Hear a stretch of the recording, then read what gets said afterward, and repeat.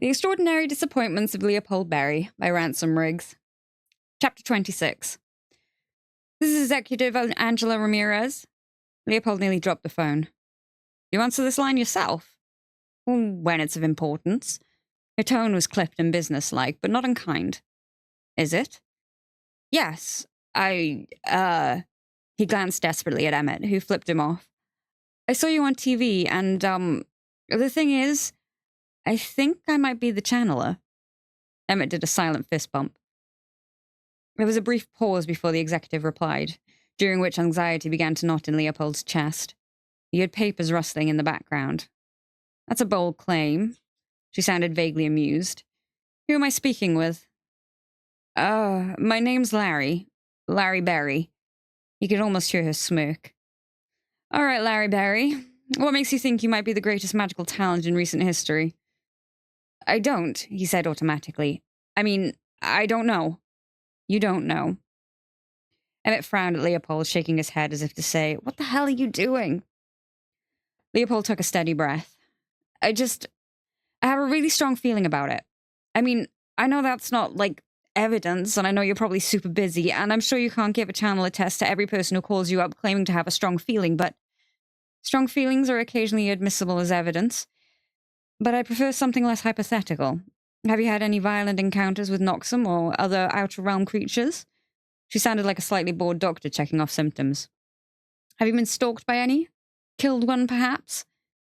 No, but I think I might have made it rain. In Los Angeles, during a drought. And all day this flaming raccoon, well, sometimes it was on fire, sometimes it wasn't, has been following me around. The executive mm-hmmed, her tone inscrutably neutral, and Leopold knew he was losing her. He racked his brain for more.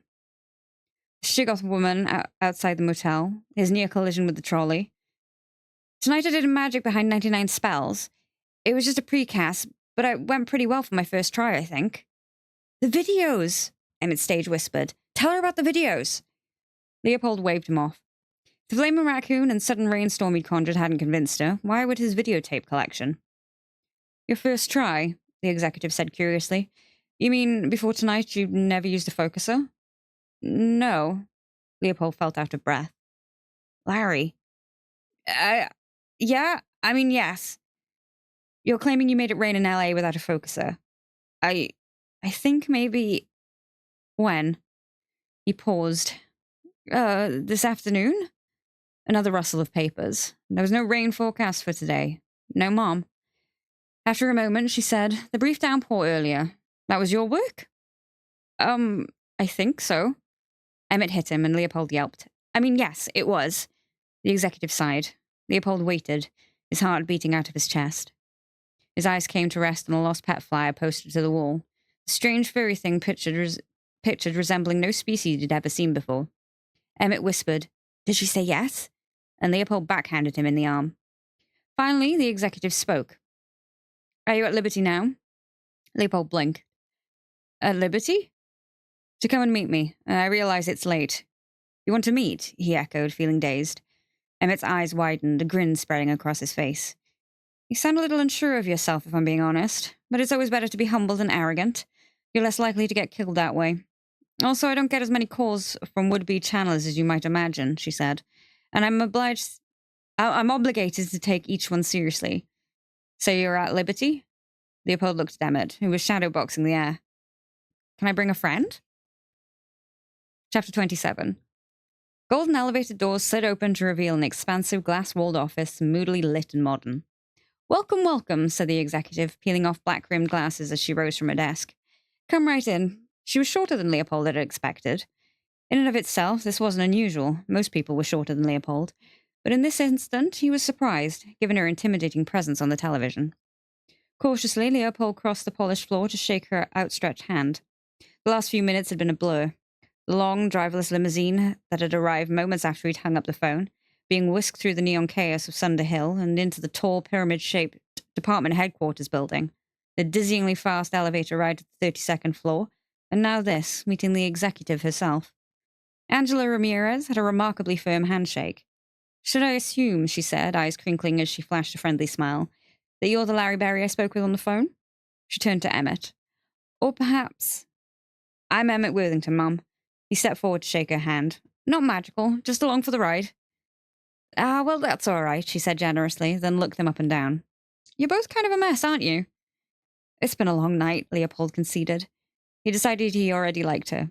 She had an easy elegance and radiated gentle power unmarred by insecurity. Should I pull some clean clothes from wardrobe? Said the man who'd accompanied them from the lobby. Leopold had nearly forgotten he was still in the room. The man in the baggy suit had introduced himself as Keeves.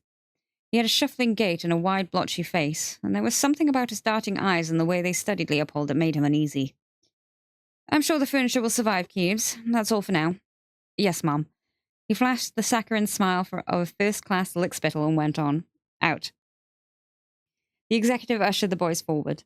Leopold hadn't spent much time imagining what the office of a Sunderian executive might look like, but he would have expected it to contain a dripping candelabra or two, and, at minimum, a stock of magical ingredients bubbling in a corner somewhere.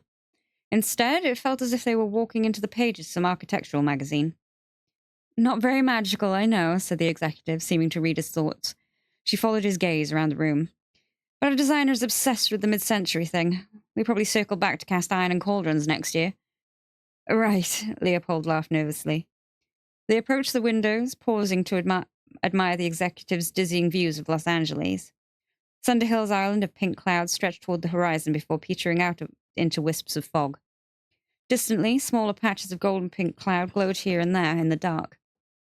Leopold realized they probably lighted the streets of other Sunderhoods, scattered like pearls across the tapestry of the city. He couldn't help but wonder where the hell it had all come from. Sparks, Sunders, ether, magic itself. But he told himself that he'd get all the answers he needed once he passed the test. Wow, he said. You get to look at this every day? Beautiful, isn't it? The executive remarked. The magical and unmagical overlapping. Just then, the pink clouds across the whole city flickered and her smile disappeared. The color used to be brighter, of course, she said, but increasingly we lack the resources to keep things going the way we once did. Though you know that already. She cast a sidelong glance at Leopold. In fact, it's why you're here. Leopold nodded as if this had been the plan all along, and more than 20 minutes old. Make yourselves comfortable. She gestured to a set of sleek modern chairs. Can I get you anything to drink? Green juice, herbal tea, coffee? We had coffee earlier, thanks, Emmett said, settling into a chair beside Leopold. At the Bright Spot? She laughed. Then you'll be in no danger of falling asleep, strongest brew in Sunder. When I was doing my finals at the Lyceum, I'd stayed up for days on just one cup. Tends to give you strange dreams, though. She took a notepad and pen from the coffee table and sat down facing them. Anyhow, it's late, so let's get to it. Now that I can look you in the eyes, Larry Berry, I have just one question. She leaned forward slightly. What did you have for breakfast this morning? Leopold went rigid. What? The executive repeated the question, this time slowly. What did you have for breakfast this morning? His mind blanked. The ease he'd felt in her presence a moment ago had vanished. What did it matter what he'd had for breakfast? Is this some kind of trick question? He asked. She only tilted her head at him in response. His panic escalating, Leopold glanced at Emmett, who only shook his head, looking slightly lost. Leopold returned his eyes to the executive. What could she possibly intuit from his answer? Was there a specific food only a channeler would eat? Rice Krispies? Toast with jam? What kind of jam? If he said sausage, would that mean he was a heartless animal killer? If he said cereal, would that make him sound childish and silly? What the hell does this have to do with magic? Or channelerness, or anything?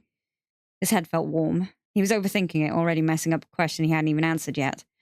Finally, he said the first thing that came to mind, which happened to be the truth. Yogurt, the kind you stir that has fruit on the bottom, and a banana. Well, half of one. The executive jotted something on a notepad, then looked up at him. I see. And coffee. No milk. I usually take it black. That's sufficient, thank you. Leopold was pretty sure he was sweating. Yeah, you're welcome. Her face was a study in neutrality, neither pleased nor displeased. Nor disappointed. That completes the mental portion of your evaluation. The physical portion will begin in just a moment. Chapter 28. Wait, what evaluation? Did the channeler test start already? I didn't realize there was a mental part. The executive was hurrying them toward the elevators, notepad under her arm as her heels clicked across the floor. It's a necessary assessment for any would-be channeler. You didn't think we'd just take your word for it, did you? No, I mean, of course not. It's just... The elevator doors opened. Your test consists of 2 parts, she said as they stepped inside. She pressed the button for floor 7. The first, which you just completed, was a quick mental examination, purely pro forma. The second will be a more intense ordeal. The doors closed and they began to descend. The gravity so strong it made Leopold lightheaded. A lump had already formed in his throat. He was pretty sure he knew what she meant by a more intense ordeal. He has to fight a Noxum, doesn't he? Emmett asked breathlessly. Just like Max in episode 4. Episode 4? The executive hesitated. That's Star Wars, right? No, Emmett and Leopold said together. Episode 4, Leopold repeated, confusion briefly displacing his nerves. Of Mac's adventures in Sunderworld. You mean Sunderhill? World, Emmett corrected her. Leopold frowned, adding, It's a TV show. That must have been before my time, she said, a note of impatience colouring her voice. Now, as you mentioned on the phone, you've never encountered a Noxum in person. Can't believe she doesn't know about Max, Emmett said under his breath. Me neither, Leopold whispered back. But right now I'm a little more concerned that I might be about to die. Fair. Which means you'll be limited to whatever you have with you, provided it isn't too powerful. Wait, I'm sorry, I didn't catch that. Before Leopold could finish his sentence, the elevator came to a stop and dinged, its doors opening into a bustling hallway. Sparks in dark-hued jumpsuits crossed back and forth, pushing heavy carts laden with equipment. They stepped off the elevator, and the executive turned sharply to face Leopold. You have your focuser with you? My focuser? He patted his pockets, discovering with a mixture of relief and dismay that he still had the Funcast. Yes, I have it. But you're going to give him a real one, right? Emmett said. Like a Contax or a Leica, high-quality glass. The executive's earlier impatience was turning into irritation. A true channeler, sufficiently trained, doesn't need a focuser to cast spells at all. But his is just a cheap piece of garbage. Nor, she added sharply, does he need someone else to advocate for him. Emmett. Larry. She's right, Leopold said, his jaw tensing. Whatever happens, I'm going to have to do it on my own. Chapter 29. Welcome to the Department of Cinemagical Production. Touch nothing. The executive was leading them past signs that read, Stages this way and no casting in hall. A woman shouted, Hot points! As they dodged the cart piled with light stands on what appeared to be several flaming spears. I don't understand, Leopold said as he took it all in. You're putting me in a movie? No, just appropriating one of the old sound stages. They had to hurry to keep pace with the executive. This is where we produce all our filmed entertainment, she was explaining. A lot of the Sunderwood classics were filmed here. Till Death Don't Us Part, Forever and a Day, The Fire Maidens of Catalina. She nodded at a wall lined with movie posters, all unfamiliar to Leopold but one. Glimpsed in passing, which summoned an old, half-forgotten memory of a movie matinee with his mum. It slipped from his grasp as they sidestepped a man pushing a rack of costumes. There was a shout from up ahead. Executive! Cubes waited beside a heavy, soundproof door marked Stage E. As they approached, Leopold could tell that the underling had been running himself ragged since they'd last seen him, his slicked hair mussed and his blotchy face bright red. Arrayed down the hall behind him was a retinue of besuited bureaucrats in grey, 3 men and 2 women armed with clipboards and humorless expressions. Observers from Standards and Legal, Hughes explained under his breath, scowling at the clipboard wielders. He pushed open the heavy door for the executive. They're nearly ready for you. Leopold couldn't say what he'd hoped to find on Stage E, but as he walked inside the faintly lit room, he realized he'd pictured more than just a cavernous, darkened soundstage. It might have been 1,000 square feet or 100,000. Beyond a circle of spotlight, the floorboards fell off into featureless black. Crew members wheeled film gear in and out of the shadows. He looked up. Just visible in the rafters was a catwalk, lights and other equipment hanging from it like spider sacks. Against a wall, a row of folding chairs had been arranged in a small group of observers, who were filling the seats one by one. Leopold hadn't expected an audience. The mounting pressure was making him break out into a cold sweat, so he focused instead on Emmett, who, at that moment, was improvising a pep talk, something about how he probably wasn't going to die, and even if he did, maybe they could magic him back to life, while the executive consulted with one of the suits. After a minute, she turned to Leopold. A bit of mandatory unpleasantness. She angled a clipboard towards him. I'll need your signature and a few lines here. You're 16, right? If not, we're going to need the signature of a parent or guardian. Leopold drew back. He was so offended. He was almost 18. He was over 6 feet tall. He wasn't made of pure muscle, but years of living under Richter's rule had forced him into sports teams and into the gym on a regular basis. Documented thoroughly in Chapter 6 of Think Like a Winner, his dad's insistence on physical fitness was one of the Richterisms Leopold could find no fault with. The gym had given him a safe place to exercise his anger, and in the process he'd learned how to throw a solid punch at a sandbag, sparing Richter the need for facial reconstruction surgery. Now, as he prepared to confront Noxum, he felt almost grateful for his dad's bullshit. Yeah, he said tightly, I'm over 16. Right, she said, reading the look on his face. Sorry, I'm required to ask. His eyes flicked down to the clipboard. Mostly it's a standard indemnity waiver. Hold harmless in case of injury, etc. This is not a risk-free endeavor, as I'm sure you understand. There are 2 non-negotiables we have to discuss before proceeding. Leopold managed a nod. First, the test results are binding. If we do determine you're a channeler, you must serve as channeler, for however long it takes to fulfill the obligation. You can't just decide one day that you're tired of the channeler life and go back to your old one. I won't, Leopold said decisively, though he realized he had little idea of what the channeler life entailed. Season 1 had not covered this. He won't, Emmett echoed. And just so you aren't laboring under any illusions, let me be clear. You'll undergo rigorous training at the Lyceum. It's not glamorous, you'll hardly sleep, and you'll be asked to risk your life repeatedly. I understand, said Leopold, steeling himself. He took the clipboard and signed. Part of him was still convinced he'd be waking up any minute now, back home in the rickety twin bed he'd long since outgrown. The life he'd outgrown. Secondly, the executive flipped the page. If you fail and survive, you won't be given another chance to test. Initial here to confirm you've been informed? He initialed. The executive turned to the next page. Finally, an image release. For the sake of transparency and to avoid any suspicion that the channeler might be a fraud or unfair favors have been granted, the test will be filmed and broadcast for public viewing in Sunder. It was the first stipulation to give him pause. Emmett looked skeptical, but shrugged. In for a penny, in for a pound. Leopold signed the form. The executive took it and handed it to one of the suits. Then she cupped her hands around her mouth and called up to the catwalk. Are we ready? Ready, a voice answered from the dark. She turned to face him. And you, Larry Berry? Are you ready? Leopold took a deep breath. Mom, he said, I was born ready. Chapter 30. Though the lights came on with little more than a whisper, the scene change was so sudden and dramatic he was briefly disorientated, then paralyzed by the feeling that he was standing at the edge of a dream.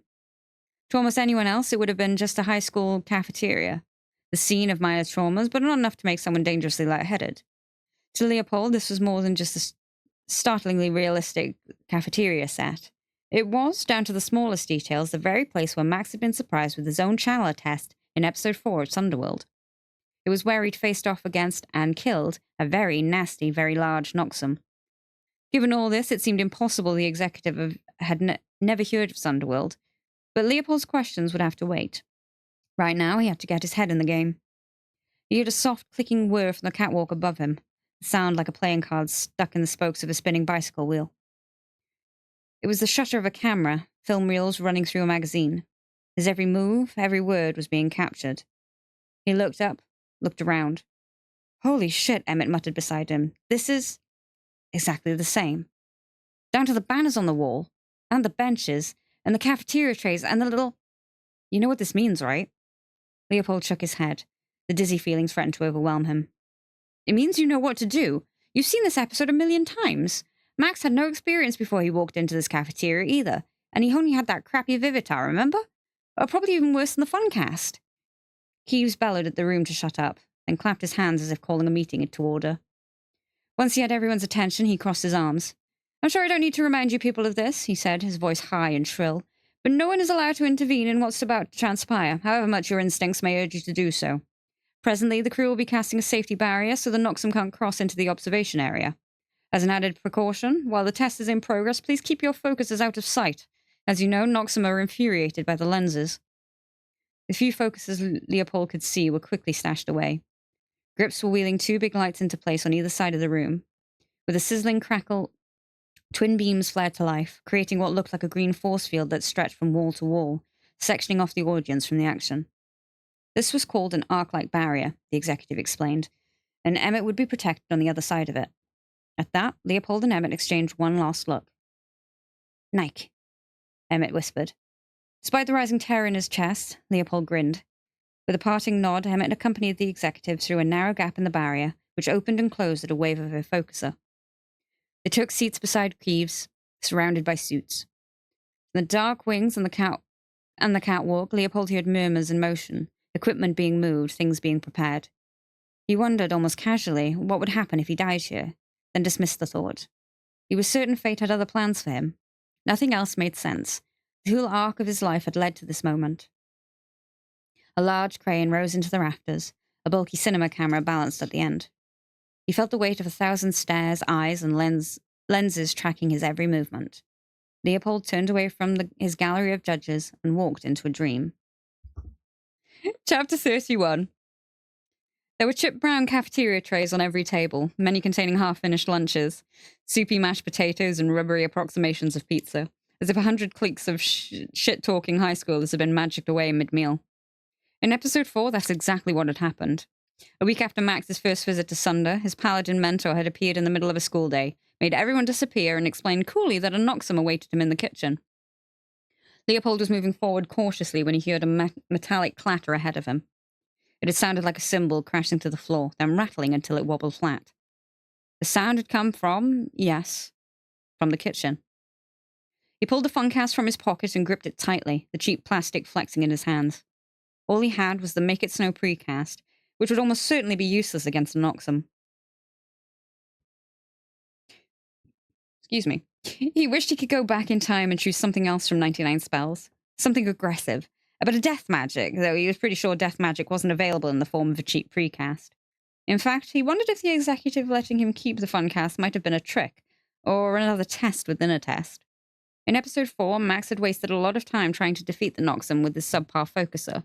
In the end, he tossed away the Vivitar and vanquished the beast using traditional magic summoned with his bare hands. But Leopold's hands had only ever kindled harmless fireworks, and he couldn't convince himself to let the Funcast go. Not yet.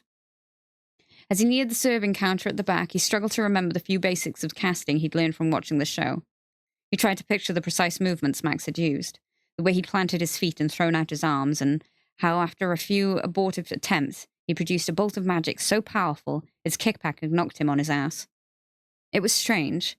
Sunderworld was no longer Leopold's embarrassing childhood obsession. Now it was the only training he'd ever had for a fight that could cost him his life. Leopold walked on, his hard-soled interview shoes announcing him with every step. If only he'd known he was getting dressed to battle a Noxum this morning, he might have insisted on sneakers. He rolled up his shirt sleeves like he was in a movie, readying himself for a street fight. Then, blissfully, he felt a telltale heat building in his hands. He began to imagine roots hidden there, inside the meat of each palm. Some magical vein that traveled from his heart to his extremities. An anatomy unknown in slacks. I made it rain in LA in August. He wondered if a surgeon would notice, if such things showed up on CT scans. He rounded the counter. Pots of goop bubbled like witches' cauldrons behind the plexiglass sneeze guard. Gelatinous rainbows glistened in chafing trays. Wet, smacking sounds echoed through the double doors that led to the kitchen. Cautiously, Leopold drew closer. His breaths were coming fast now, his pulse racing to match. He felt energy coursing through him, flowing into his hands. He let the focuser dangle from his wrist strap and pressed his palms together. He'd felt it many times before, the strange heat building along the seams of his scars, these violent tremors in his stomach. But he'd never known what it was. Now he understood. This was his power. He approached the doorway and peered into the kitchen. Industrial appliances, rows of stoves, their huge vent hoods like gaping mouths. A mess of half-eaten lunch meats littered to the scuffed floors. He followed the trail down the hallway, steeling himself as he edged around the corner with the focuser held out before him, his right thumb resting on the Funcast's flimsy plastic trigger. Down an aisle of refrigerators, one steel door hung open, blocking his view of the creature rooting inside it. A carton of melting ice cream flew out and splattered the opposite wall. Leopold took another careful step forward, the movement nearly imperceptible. The chewing sound stopped. There came a low, inhuman snarl. A half-eaten turkey carcass hit the floor and spun across the linoleum, coming to a rest at Leopold's feet. Then, slowly, the creature stepped out. Sunderworld had studiously avoided depicting Noxum with any real clarity. They were usually rendered in shadow or silhouette. Occasionally, there'd be a stomach-churning close-up of some horrible appendage, a gaping maw lined with teeth, or a huge triple-lidded eye that hid— It hid beneath armor in the center of its chest, but never the full form, which is why at first glance Leopold wasn't sure he was facing a Noxum at all. It was dressed in the grey uniform of a janitor. Though it looked passingly human at a glance, the details were all wrong.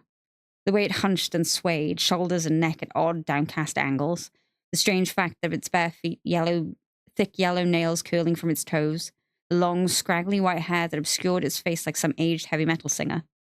It let out a strange, satisfied "ah," and stretched as if waking from a nap, long arms popping as they bent backwards at the elbow. No, this wasn't how the test had started for Max at all. Leopold was in uncharted territory now. The thing raised its head, long hair parting like a curtain. Its face appeared to be sliding down its skull.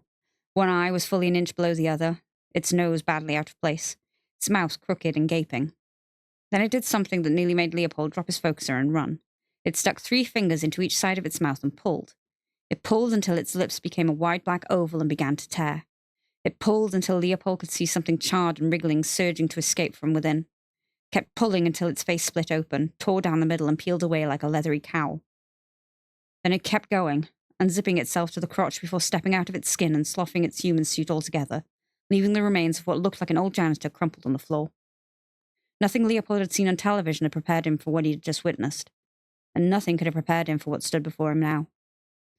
In an ad for Noxum spray he'd seen on Sunderhill, the creatures were about the size of a puppy and almost as cute. The one Max had fought in his test resembled, in as much as they'd shown it at all, an adolescent zombie with retractable talons. This Noxum looked like all the nightmares he'd ever had as a kid rolled into one horrifying leathery package. Hooves for feet, arms that ended in Wolverine claws, ragged wings that protruded from its back like the sails of a ghost ship. It had no face, no head as such. Even without a head, it was a full foot taller than him. From the muscled ridge between its shoulders rose a neck stalk that twisted and bent like a fleshy periscope, as if tasting the air for his scent. 2 slits zippered the sides. The headless top was capped by an aperture lined with knife-like teeth, which he supposed was a mouth, and its tough-looking hide was the color of old bone, a mottled white and yellow matted with patches of rough black hair. It looked like some sightless toothfish pulled from the depths of the ocean. Most horrific was its singular cycloptic eye.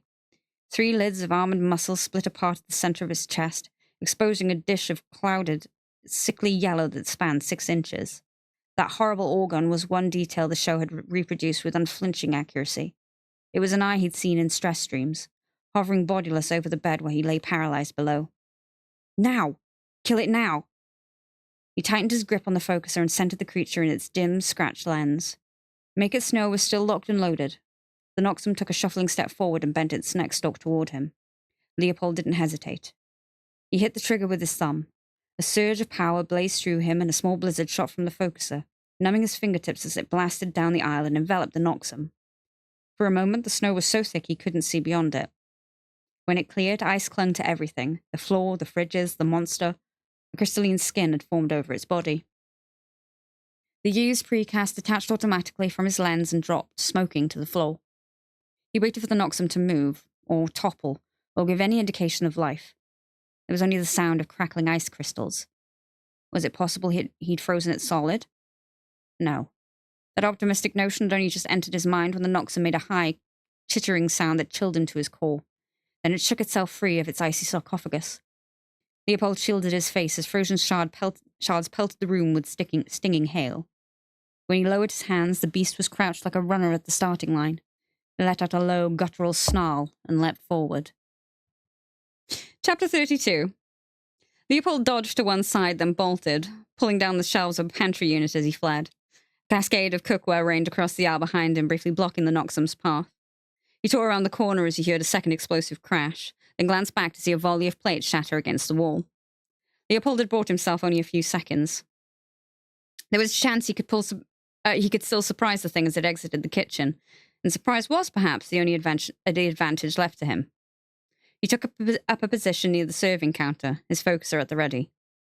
His one precast gone, but he hoped the device would enhance whatever innate magic he possessed, its lens concentrating the sparks he knew he could make into something much stronger. The Noxum rounded the corner in a full gallop, its ragged wings spread wide. It saw him, bent its neck stalk in Leopold's direction, and hinged open the mouth atop to let it out a shrill and terrifying scream. Leopold tensed. He brought his arms tight against his chest and willed some killing power to come forth, imagining a torrent of fire or, as Max had conjured in his own test, a shockwave of death magic that would blow the thing to bloody pieces. When the Noxum was just a short distance away, Leopold cried out and flung his arms forward. The air rippled around him. A pulse of crimson light flew out of the focuser, the force of which sent him skidding backward into the serving counter. The pulse burst on impact, slamming the Noxum in one of its hunched shoulders and spinning into a wall. Leopold looked down at his hands, reddish and limbed with sweat. His palms ached like they'd just been sliced open, but there was no visible injury. He could hardly believe it. He had channeled something, purposefully conjuring power from thin air. Was someone cheering?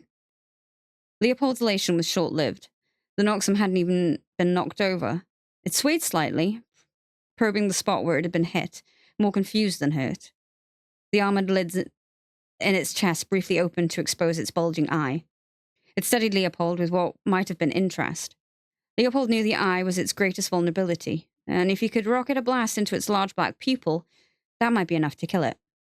He needed to cast again, right away, while the lid was still open. But then the Noxum crouched, muscles rippling along pale haunches, and uncoiled itself in a powerful burst of motion. It leapt straight upward, spreading its wings as it grappled onto a light fixture. It swung there like a bat, shrieking at him. Its open eye was too far away now, and Leopold couldn't risk wasting a cast at such a distance. "Come on, Larry," the executive encouraged him from behind the barrier. "Be bold." Her voice startled him. He'd been so in the grip of the moment, he'd nearly forgotten he was being watched, and the reminder was an added distraction he didn't need. He could still feel power gathering. He suspected it was too soon to cast again, but when he glanced back at the observers and registered the tension on Emmett's face, he balled his fists against his chest and, without waiting, let them fly. Rather than a pulse of energy, the focuser produced a tracer of sparks that fizzled halfway to their target. "Whoopsie!" he called out, then grimaced. When he heard a laugh from someone in the crew, Leopold seriously considered letting the Noxum kill him. Whoopsie? Jesus, and they were filming this. The Noxum screeched and launched itself from one light fixture to another. One of the pendants detached from its mooring and fell. Leopold dove for cover as the light smashed to the floor, showering a wide area with glass. Cowering under the table, he took a moment to regroup. He was angry and mortified. His head and hands ached. He feared his next cast would be even worse than his first. He needed time to think, to recover some measure of strength. He heard the creature's familiar screech and the lengthy flap of its wings, and then an enormous crash shook the room. The tabletop above him shuddered as it split down the middle, a heavy slab knocking Leopold in the head. He was briefly disorientated as glass rained down. It had dropped another light. Leopold Army crawled out of the wreckage, his hands and knees sinking into broken shards. He gritted his teeth against the pain, struggling to steady himself as he stood. He might have had a concussion, but he would sooner die than throw up in front of this crowd.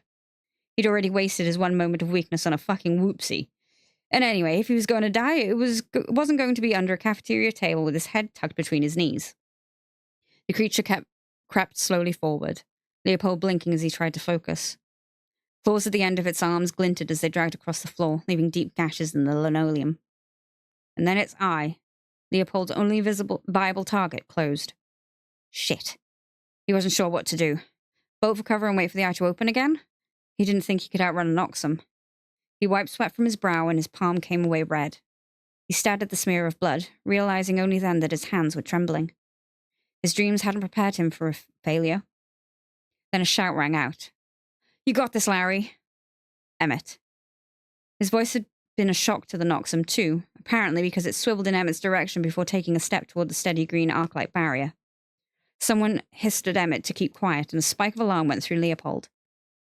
The Noxum hadn't reacted this way to the executive's voice.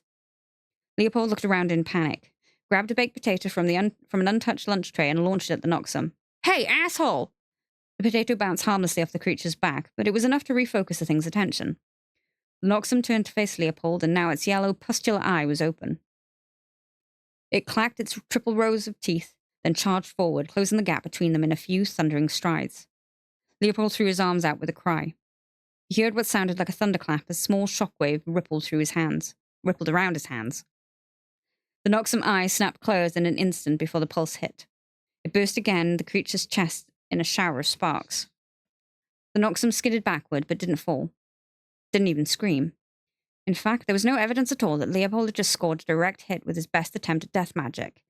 Only a singed patch of hair where the pulse had connected. Leopold's bones felt suddenly hollowed, the marrow vacuumed out. Maybe he hadn't been desperate enough. Maybe he hadn't been close enough to death to summon death magic. The Noxum started towards him. Slower this time, shaking off its daze, wary now. Breathless and discouraged though he was, Leopold didn't run. Blood trickled into his eye and he swiped it away. He looked down at the blood-stained focuser in his hands, realizing with dismay that the plastic lens had partially melted. He stumbled backwards and tossed it away. He had nothing left. Leopold flung out his aching hands anyway, but they channeled only a thin arc of light that curved away uselessly, like a poorly made paper airplane. He tried again. And again. The Noxum was rapidly closing the distance between them. In desperation, Leopold searched the cafeteria for a weapon, grabbing the only solid object within reach. A lunch tray. He held it out like a shield, fully aware of how pathetic he must have looked. "Don't be a fool," Keeves shouted from beyond the barrier. "Give up before it kills you." "He's right, Larry. It isn't worth your life," Executive Ramirez called. The Noxum surged forward, suddenly lashing out. Its clawed arm connected with the tray, shattering it. Leopold scrambled backwards, his eyes frantically scanning the crowd. He was searching for Emmett, for a single look of reassurance that he could still be victorious, that he was meant to be here. He froze. It was the girl, the one who'd been watching him in the bright spot. She stared at him now with an intensity that bordered on terrifying, something like steel in her gaze. The effect was so disconcerting that he hardly noticed when the Noxum swung at him, leaving him no time to react before a second blow struck him in the chest, the force of it launching him through the air. He landed in a garbage can. The metal bin swayed, then tipped over with a ringing peal. Leopold couldn't move quickly enough. The blow to his head had cost him his equilibrium. It took a moment to extricate himself from the trash, and another to realize he was covered in food. He felt as if he were wading through mud as he peeled a slice of bologna from his cheek. He brushed a slick of baked beans from his arm. He could smell gravy in his hair. He heard snickers from the crowd as he swiped a glob of macaroni off from his shirt. When he looked up, he saw two Noxum towering before him, until he blinked and the double image resolved back into one. The Noxum made a new sound then, deeper, guttural, ravenous. It opened its mouth and vomited a spray of black insects at Leopold, the shock and pain of which startled him from his stupor in an instant. He gave an agonized cry as the insects stung his flesh, scalding him like drops of boiling water, and then the Noxum backhanded him in the face. Leopold heard his jaw crack before he fell, with an echoing wallop to the ground. For a moment, there was only the pounding in his head, the blinding glare of a spotlight shining from the catwalk, sounds fading in and out. The Noxum approached slowly, blocking the spotlight as it loomed over his fallen body. Leopold knew then that he'd lost. More than that, he was about to die. "Larry, get the fuck up and run!" The Noxum spun toward Emmett's voice, its eyes slitting open. "No!" Leopold breathed. This was the second time the creature had taken an interest in Emmett. The first time, Leopold had managed to distract it, but now that Leopold had proven weak and uninteresting, the Noxum seemed unable to resist new prey.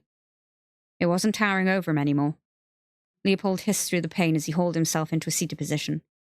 He touched a hand to his head, trying to steady the spin as he searched for the Noxum, then spotted it, halfway across the stage, thundering towards Emmett. The arc-like barrier, the wall of green light that was supposed to keep the observers safe, chose that moment to flicker out. Chapter 33. Chaos erupted among the observers. The students fled their seats and scattered. Few groups were buzzing around the shield lights in a last-ditch effort to restore the barrier, but after a moment they too gave up and ran. Emmett stood frozen, his eyes round with disbelief.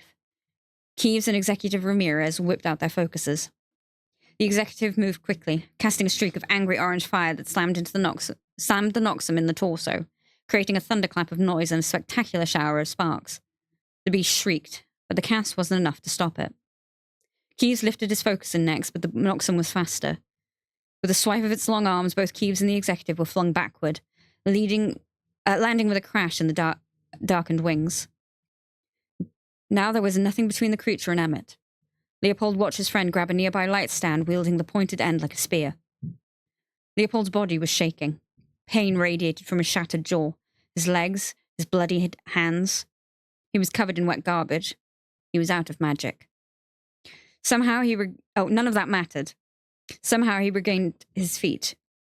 Somehow he was running, the clarifying terror of the moment narrowing his consciousness to a single point of focus. All else an afterthought. By the time Leopold reached him, the light stand had been torn from Emmett's hands. His friend had been knocked onto his back, teeth clenched as he cradled his arm, a jut of broken bone visible. The Noxum rounded on Emmett now, and Leopold knew there was no time to think. So he didn't. He'd never remember the exact mechanics of the moment, only the adrenaline surging through him as he leapt onto the monster's back. At some point during his dash across the cafeteria, he'd grabbed another tray, and now he brought it down over and over again like a flat, flimsy club, battering the Noxum's snapping neck stalk. The creature reared back and tried to buck him off. Through sheer force of will, Leopold managed to hang on, even as people were shouting, "Move, we can't get a clear shot!" Leopold knew the tray was worse than useless, but he would have tried to murder the beast with a reel of dental floss if that were all he had. Finally, howling with rage, the Noxum catapulted itself backward, slamming Leopold into one of the walls and nearly breaking his back in the process. The tray shattered in his hand. He finally lost his grip on the creature, sliding down into a seated position as pain flared through his body. The Noxum turned to face him. Leopold could see down its awful throat as it roared. He became aware of a sharp pressure in his closed hand. With some effort, he forced himself to look down, blinking against a burst of stars, and discovered he still gripped one jagged piece of lunch tray. Breathing hard, he clenched his fist tighter, the hard plastic cutting into his flesh. He looked up in time to see the Noxum drawing back its clawed arm, ready to deliver the final blow. Then, for reasons unknown, it hesitated. Leopold wasn't sure whether his addled mind had invented it, but he could have sworn he saw something like regret in the creature's uncanny yellow eye, and almost instinctively Leopold felt his fist relax. And then the Noxum struck him so hard he heard his ribs break. Leopold slumped sideways. The creature had him pinned to the ground, and Leopold, who could feel hot blood soaking his shirt, knew that this was the end. The Noxum's lurid eye gleamed, a flash of yellow registering in Leopold's peripheral vision. Marshalling his last ounce of strength, Leopold stabbed the shard upward. There was a deafening howl, a cry of pain, and a terrible smothering weight fell across him, and the world dimmed to a darkened smear. Chapter 34. Leopold felt weightless.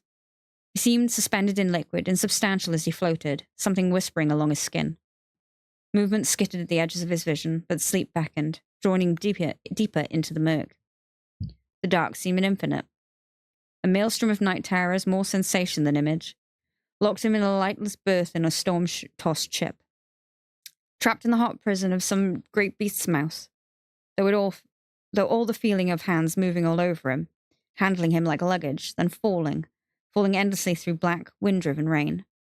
He felt a sharp burn and winced, then made a noise in his throat, the strangled wail of someone trying to scream while dreaming. The liquid world seemed to converge around him then, compressing until sleep was no longer relief but imprisonment. The sounds in his head no longer soft but searing, then roaring, sharpening to an unbearable crescendo. He drew a sudden ragged breath and his eyes flew open. "Got me Form 5A partial revision. Got his address. It'll be on his ID. Make sure someone has a copy of his license." The velvet dark was gone, and in its place was nothing but torture. Agony drowned him in buffeting waves, radiating outward from his chest. Consciousness, it turned out, was unbearable. Someone muttered an incantation close to his ear. He heard the metal click of a focuser being adjusted. "What's happening?" Leopold managed to say, his voice raspy. White tiles came into focus above him, all around him. He seemed to be on some sort of bed in a windowless, nearly featureless room, the corners wavering in his unsteady vision. Suits crossed back and forth, shuffling papers as they spoke in terse undertones. A man in a white coat appeared, but didn't look at him. "Where am I?" Leopold said hoarsely. He tried to sit up and was rewarded with pain so severe it nearly took his breath away. "Who are you?" The man shook his head. "Best if you don't talk. I'm about to give you a paralytic, and you don't want to get this in your mouth." "Wait, what are you—" A bright flash blinded him. Leopold screamed. His heart pounded furiously. There was a metallic tang in his throat, his gut. He was certain his head had caught fire, that every bone in his body had been pulverized. But just when he thought the pain might never stop, it did. Leopold discovered he could move. With great difficulty, he managed to push himself up onto his elbows. He He squinted against the flare of fluorescent lights, his brain still throbbing in his skull. He was trying to remember more than his name, more than his shoe size and the color of his eyes. The man in the white coat had turned away. "Where am I?" he tried again. "What happened? Tell wardrobe to get in here." "Not sure what we can do about his shoes." "Hey," he said sharply. He sat up straighter, frustration beginning to clear his head. The scrum of bodies around him, too, had begun to clarify, and he scanned the room until he spotted a blurry figure he thought he recognized. "What the hell is going on?" "Fred's still not on his break, is he? We'll need the car in 5, and I'm still waiting on confirmation." "I can confirm we're about to locate the vehicle, Mom." "Hey!" Leopold barked, his eyes honing in on the familiar face of Executive Ramirez. "Why is no one answering me?" "Parked on 8th Street near Angel's Flight." "Are you talking about my car?" Leopold realized there were small wires affixed to his temples. He ripped them off, grimacing as the tape took some of his hair too. "Why are you talking about my car?" "Tell him not to leave. We'll have the boy sedated again in just a moment." "Hey!" he finally screamed. "What the hell are you doing with my car?" The room stilled. The voices went silent. Leopold scanned the faces around him, some of which he recognized from his test. All wore expressions of surprise save one. Executive Ramirez was studying with pity, and this made him unreasonably angry. Leopold swung his feet off the bed and managed to stand. For a moment, he thought he might throw up. Instead, he impressed himself by remaining upright and speaking clearly when he said, in a lethal whisper, "What the fuck is happening right now?" The executive was smiling as she strode toward him, and when she put a reassuring hand on his shoulder, he wasn't sure what to feel. "You're going to be okay," she said, tucking a clipboard under her arm. "You took quite a beating, Larry. We're just trying to make sure all your bones and vital organs are in good working order before we get you out of here." "Get me out of here," he echoed. "Wait, where's Emmett?" Her eyes betrayed a hint of impatience. "His injuries were smaller and easily healed. Don't worry, neither of you will remember anything that happened tonight." Leopold realized with a start that she was trying to be comforting. "What are you talking about?" he said, his anger becoming alarm. Her face swam gently before him. "Why won't I remember anything?" "It's standard procedure. You signed all the waivers." "I understand that," he said. He reached out unsteadily, planting his hand on the bed behind him. "I just don't understand why you'd want me to forget I killed a Noxum tonight." At the hesitation on her face, he pressed. "I did kill it, didn't I?" Everyone in the room had gone quiet, just watching. "Yes," she said carefully. "You did. So why would you want me to forget that?" The door swung open and a suit walked in. "Wardrobe said they found nearly identical replacement, Mom, so we're ready whenever you—" "Oh." Leopold looked from the man, whose head had turned towards him in sudden surprise, to Executive Ramirez, who was staring at him with the kind of patience reserved for someone missing half a brain. "We're going to revise your memory, Larry," she said, her tone measured. "It's time for you to go home." The room began to tilt. Leopold was shaking his head, a tremor moving through his body. "But I don't understand. I thought you said I killed it." "You did," she said again. "But you killed it with a lunch tray, not with magic. Not by channeling. All you proved tonight is that you're commendably valiant in the defense of your friends. Your main talent, however, seems limited to party magic. Useful during Mardi Gras and the 4th of July, but not much against Noxum.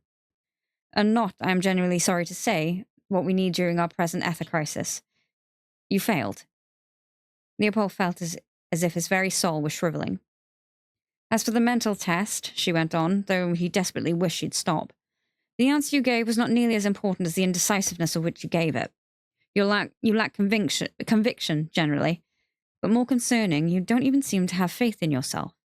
Leopold flinched as if he'd been slapped. "Your scores did stand out in one respect." She glanced down at her clipboard, and despite everything he felt, a tiny shoot of hope poke up from the night soil. "Their averageness." The shoot withered and died. "I can honestly say you may be the world's most ordinary and magical person. Remarkably unremarkable. Average absolutely to the decimal point. Unspecial by every magical metric." There was a ringing in his ears, and for a moment he was unsure which interview he was failing, which recruiter or counselor or administrator he was disappointing. Everything she said sounded like an echo of something he'd heard before. Leopold sat down blindly, bracing himself against the mattress. He opened his mouth, then closed it. "I'm sorry," said the executive without malice. "The ether shortage is too severe. We have no more room in Sunder for sparks of mediocre talent." And then she nodded to the man in white, and he raised his focuser. Chapter 35. He awoke knotted in bed sheets. Sun fell across his eyes through window blinds and he rolled away from the bright light, feeling vile. His head pounded and his throat was dry. He could hardly swallow. A strange thought occurred to him. I'm back. It was not immediately clear where he was back from, or what he'd been doing the night before to make him feel as though his brains had been siphoned out, blended, then poured back in through an ear canal. He was in his room, that much was evident, though room, not home, was the word that came to him. Room was a leaky, weather-beaten lifeboat inside a house that had never really felt like his. Home was something else.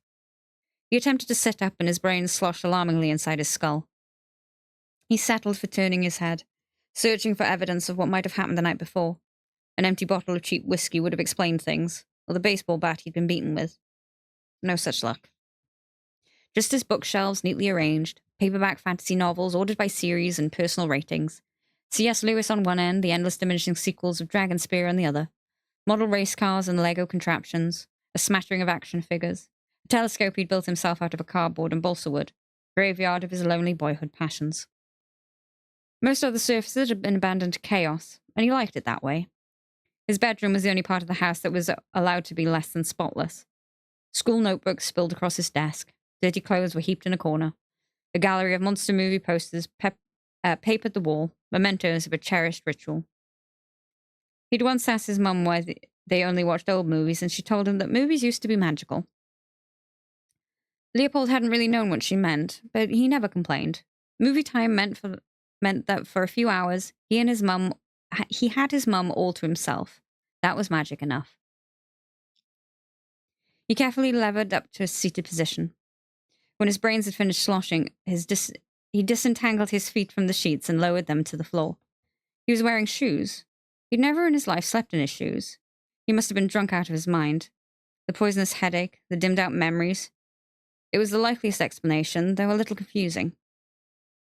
He'd been drunk only once before and hadn't enjoyed the experience sufficiently to repeat it. He and Emmett often talked a big game about Emmett's dad's bourbon collection, but the thing about bourbon was that it tasted like wood-flavored demon urine. They didn't mention that in commercials. Of yesterday's disaster, Leopold could remember this. Disastrous interview, disastrous argument with Richter in the car, disastrous near accident on Sunset Boulevard, and he could have sworn a disastrously ill-tailored suit. He looked down at himself. The shirt, vest, and pants he wore now, though a bit wrinkled from having been slept in, fit perfectly. He was never drinking again. Leopold scooted to the edge of his bed and put his hand to the wall to steady himself and stood. Minimal sloshing this time. His headache had receded such that he could open his eyes all the way. He shuffled to the window and peered through the blinds. His room was on the second floor, and there in the driveway below was Bessie, his boxy yellow steed parked at a wonky ankle with two wheels off the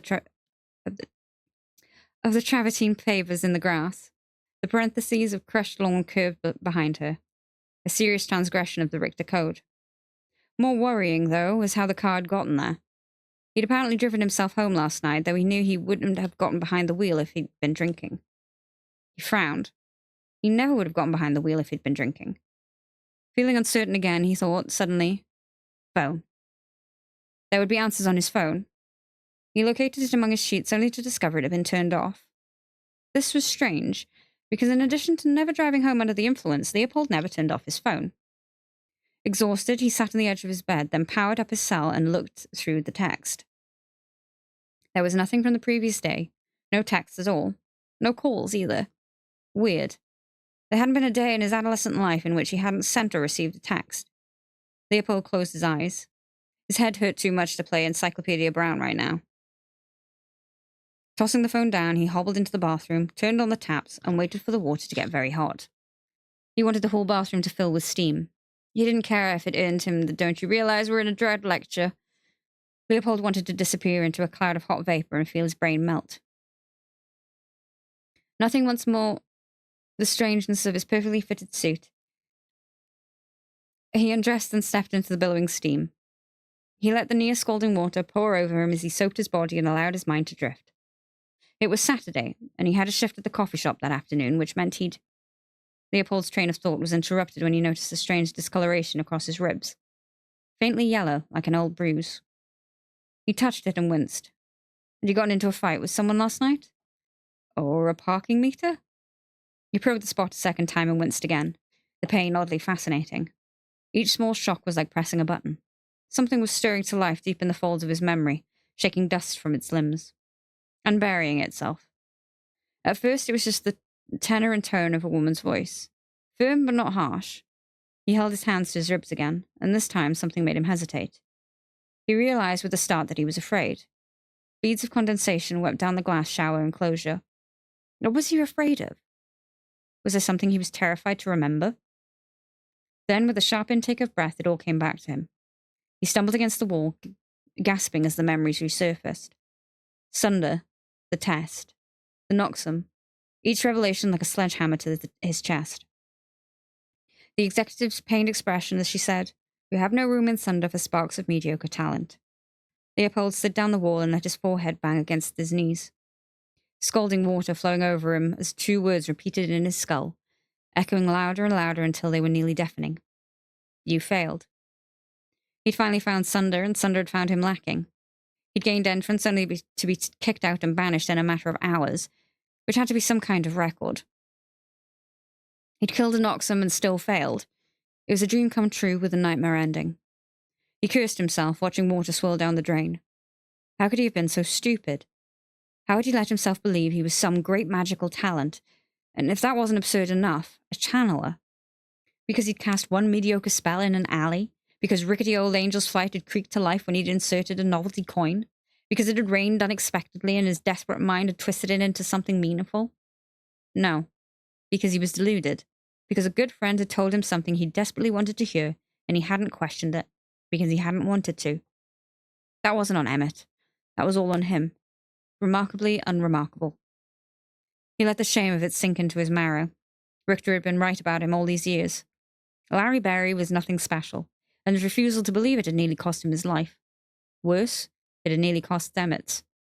And yet, Leopold's failure, while devastating, made sense. It aligned with every other experience he'd ever had. What didn't make sense was everything else. Why hadn't his memory revision worked? Why had he been granted a token at all? Why had he found those Sunderworld tapes as a kid? And why, for all these years, had he been seeing into Sunder? Suddenly, talking to Emmett was the most urgent thing imaginable. Emmett knew.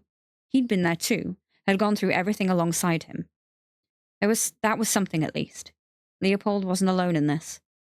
He scrambled out of the shower without bothering to turn it off, wrapped himself quickly in a towel, and rushed into his bedroom. He snatched his phone from the nest of sheets. The call went straight to voicemail. Emmett's phone must have been turned off and probably wiped of all recent calls and texts, just as Leopold's had been. "This is Emmett Worthington's cellular device. If you're hearing this, it's because you've bothered to call me, which is frankly ridiculous and means you're probably my parents. Just text me, guys. Phone calls give everyone anxiety." Leopold hung up without leaving a message and tried Emmett's parents, who, partly for emergencies and partly out of nostalgic affection, still had a landline.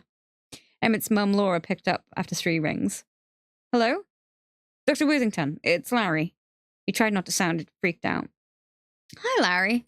Emmett's sleeping still. You guys had a late night, huh?" "Yeah. Do you think you could wake him up?" "You're asking me for a favor," she laughed, surprised. How about I start? Next time you two stick to curfew or heads will roll."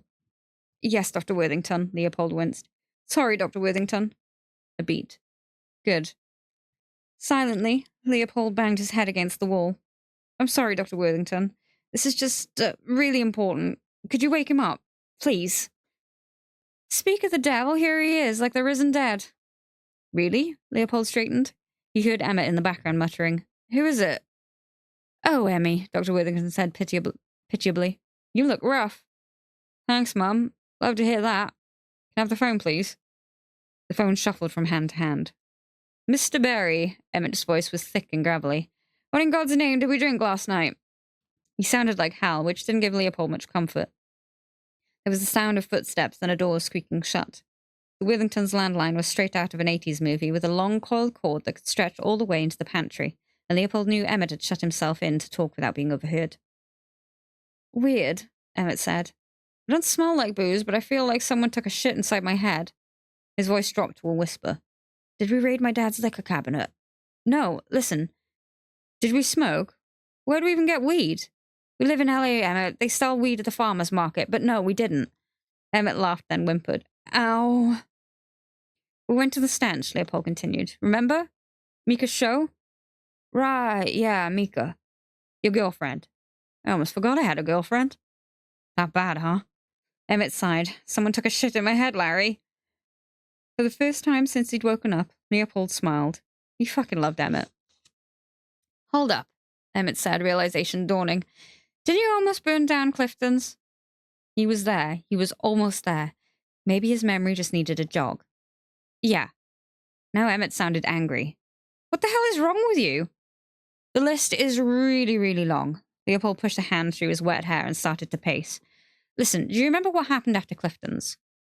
I remember us going back to our cars, I think.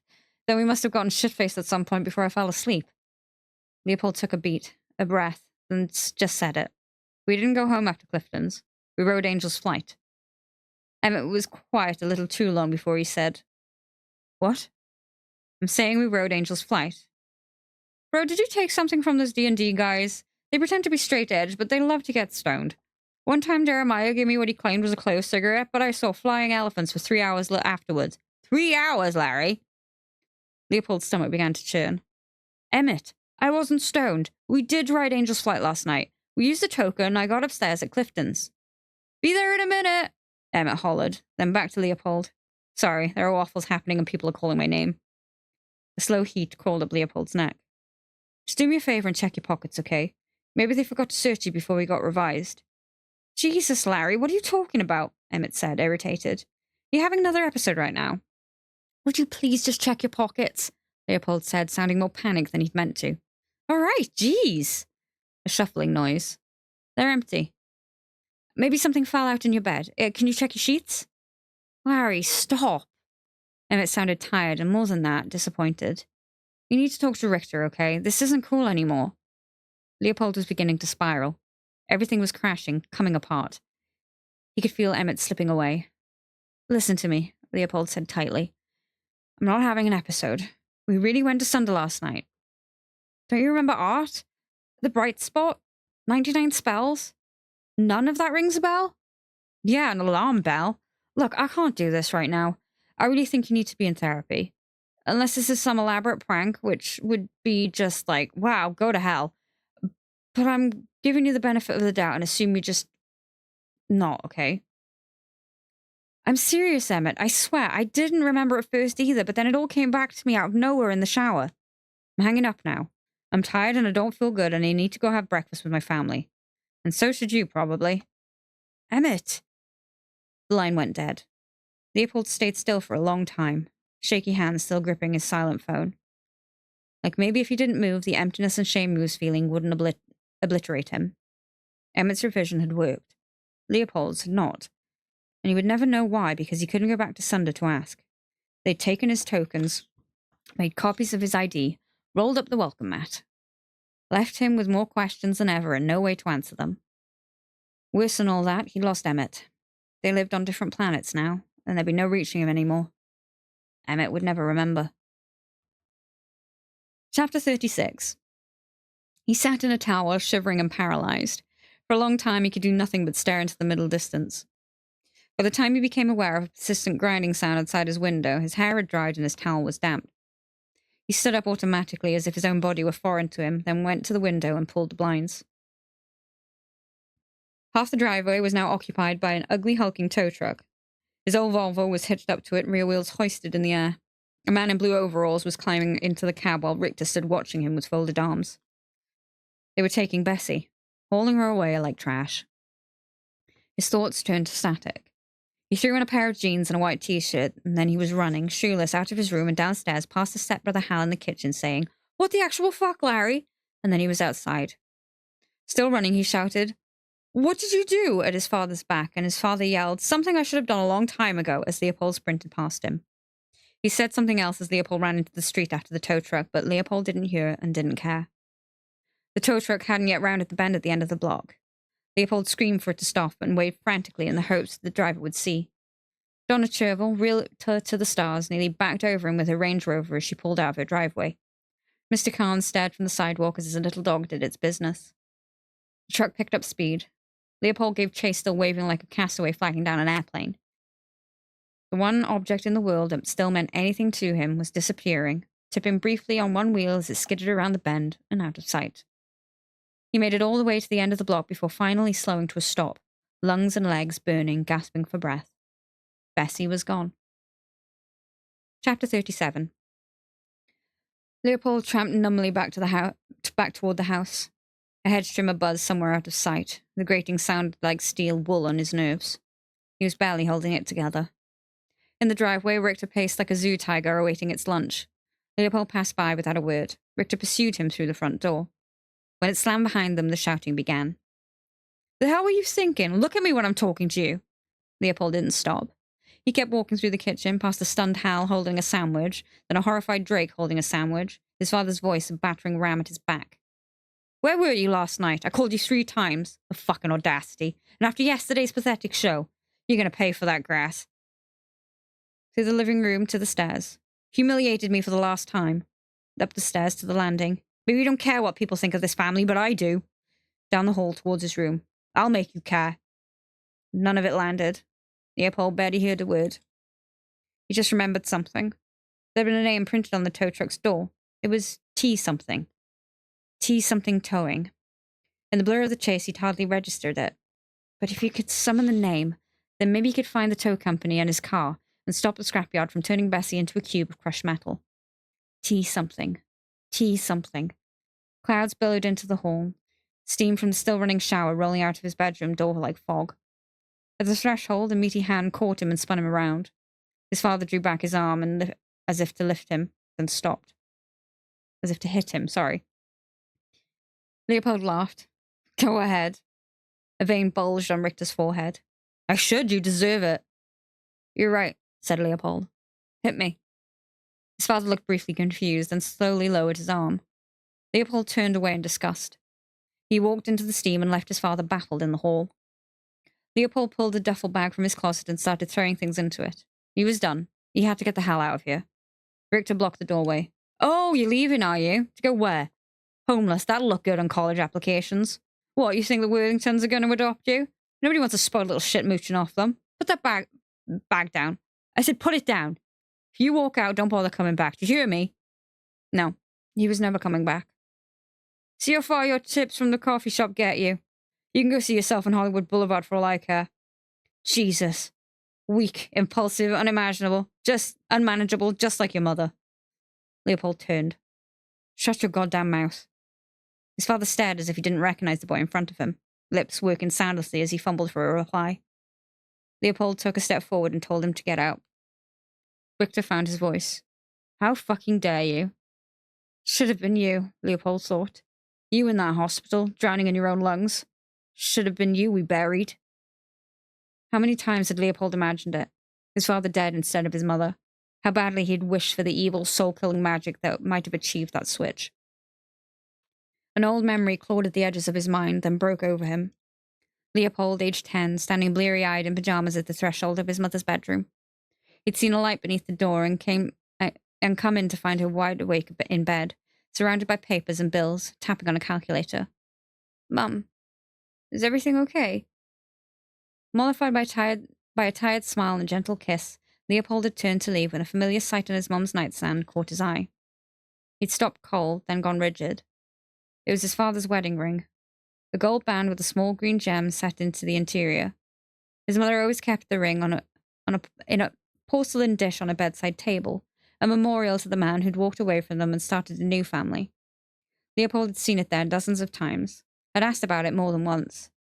A sudden blaze of rage had animated his body. He scooped up the ring and thrown it, with all his might, into the hall. His mum had nearly screamed, "Leopold, honey, no! Why did you keep it?" Leopold had cried angrily. "He doesn't want us, Mum. He abandoned us." But his mum had bolted from her bed and flown down the hall, where she collapsed onto the threadbare carpet, the ring captured once more in her fist. "Mom." "Go back to bed, Leopold," she'd said quietly, her voice trembling. "But—" She spun around to look at him then, her gaze chilling. "I said go back to bed." Leopold, who'd briefly allowed his eyes to fall closed, opened them again. His father's ruddy face was obscured by steam, his broad shoulders spanning the doorway. "Get out," Leopold said again. He didn't shout. His voice didn't break. But as the words formed in Leopold's mouth, so too did a fissure in the ceiling, a crack in the plaster stretching between him and his father like a tectonic fault. Richter's head tipped up slowly to look at it. When he met Leopold's eyes again, his face had turned the color of chalk. His voice shook as he spoke. You were a child. You didn't know her like I did. God knows I tried my best. But she changed, Larry. There was something wrong with her. She was the one who pushed me away. She was the one who forced me out of your life. You have to understand, she wasn't well. Shut up, you fucking liar, Leopold screamed inwardly. I wanted to take you with me. Richter was walking slowly toward him, hands up, palms out in surrender. I wasn't sure you'd even be safe with her, but the court... I said get out, he screamed aloud this time. Leopold, blind with anger, had lifted his hands only to halt Richter's approach when he felt the telltale heat in his palms. And without warning, Richter was flung backward, flying through the doorway and landing in the hall with a crash. Shaking, Leopold stared at his hands, then at his father. He felt vaguely nauseated as he watched Richter pick himself up, stumbling slightly as he straightened. Leopold hadn't meant to hurt him, and despite having daydreamed about a moment like this for much of his life, he felt no satisfaction now. I'm sorry, Leopold whispered. Richter's chest lifted with the effort to breathe. He said nothing, only shook his head over and over before disappearing down the hall. Leopold stood still for what seemed like a long time. He felt water snaking down his neck and shoulders, and only vaguely registered that the precipitation was coming from the ceiling. Slowly he looked up. It was raining inside his room. Chapter 38. Leopold put on boots and packed as the rain subsided, shielding the duffel beneath hunched shoulders as he splashed through puddles forming on his carpet. The walls were sweating and his windows had steamed over. Rivulets raced down his bookshelves, the spines of his paperbacks going dark with wet. He took only what was essential: socks, phone charger, razor and deodorant, cash tips from the coffee shop he'd squirreled away in the back of a drawer. He didn't know what he was packing for. All he knew for sure was that he'd spent too many years hoping someone else would save him. Hell, he'd been hoping a magical raccoon might save him, that someone would hand him the key to a world in which he was already chosen for greatness. The crazy thing was, he'd done it. He'd found that other world. He'd cast spells and killed a monster, and by any metric of imagination, he'd accomplished something extraordinary. He thought they'd roll out the red carpet and hand him a crown, and finally, he'd become someone. Instead, Leopold had been forced to accept that his greater fear was true. He was average and insignificant, and would amount to nothing no matter the world, magical or otherwise. The executive had been right. Leopold didn't believe himself. Leopold didn't even like himself. Leopold hated Larry Berry. And now Sunder was dead to him. Even the hope of fantasy had been extinguished. Leopold had nothing now, not even delusion. Emmett was lost. His mother was lost. His father had always been lost to him. Larry would walk out that door and be forced into a new life, the shape of which he couldn't imagine. He'd walk out and then what? And then it came to him. Tiny scrap and toe. He closed his eyes and took a deep breath. At least now he had a plan. Leopold slung the duffel across his back and gave the room a last look. The steam had wrinkled his school notebooks and caused the monster movie posters to bubble in their frames.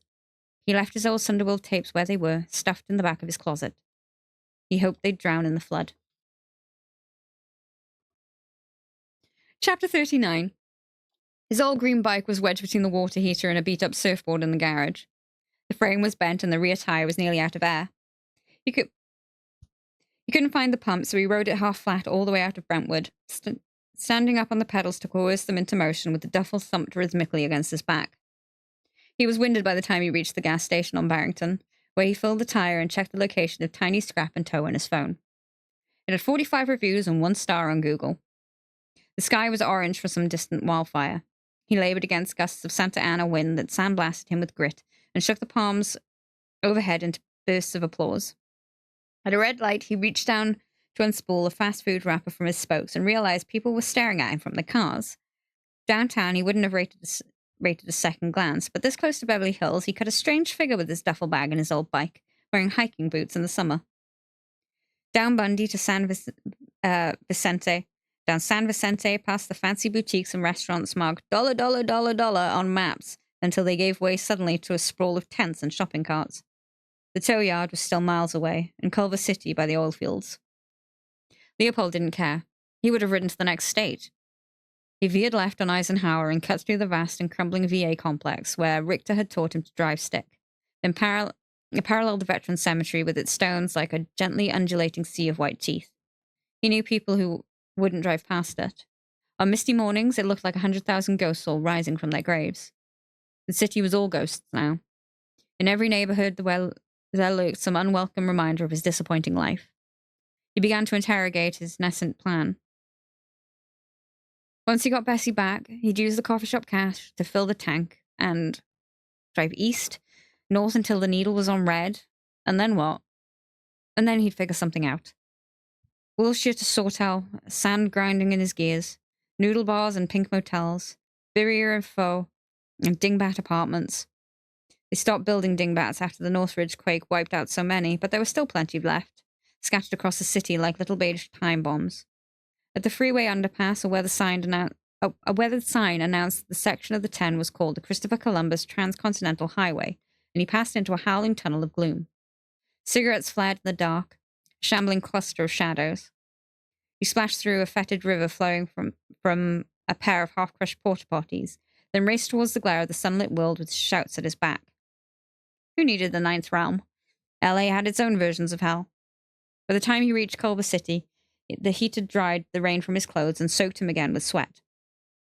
He turned onto a desolate block of auto body shops squeezed between a concrete riverbed and a range of scrubby hills. At the dead end was tiny Scrap and Toe, its imposing fence topped with razor wire. Leopold dismounted, leaned his bike against the fence and peered into the vast lot. In an ocean of dismembered cars and oil-sheen puddles, a beastly machine was flattening an old pickup. The crusher growled and whined, sending up flatulent gouts of black smoke as it chewed. Leopold was gripped by a sudden cold certainty that Bessie had already fallen victim to it. But then he saw rows and rows of undestroyed cars still awaiting execution. She had to be among them. His car hadn't been here more than an hour. He walked his bike towards the little cinder block office, then engaged the rusty kickstand. The front door had bars over its bars and a sign that read, "Forget the dog, beware of owner."